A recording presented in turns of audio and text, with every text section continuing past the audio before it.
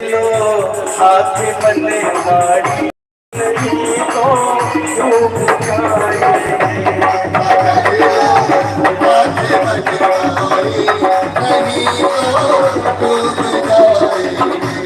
हमारा कुछ न बिगड़ेगा तुम्हारी लाज जाएगी।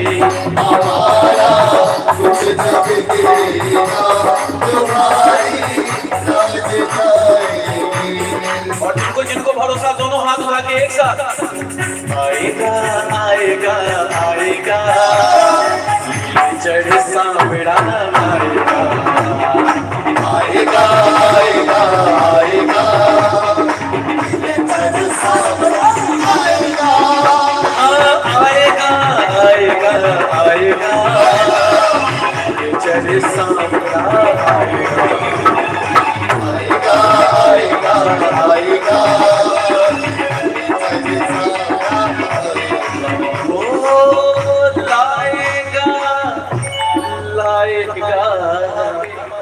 लाएगा भक्तों के लिए मालिक खजाना लाएगा।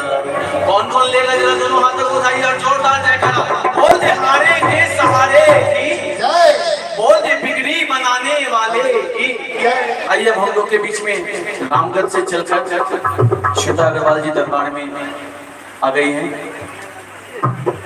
और बाबा के दरबार में भजन सुनाएंगे। उससे पहले दरबार में मिथिला की परंपरा के अनुसार उनका सम्मान करने के लिए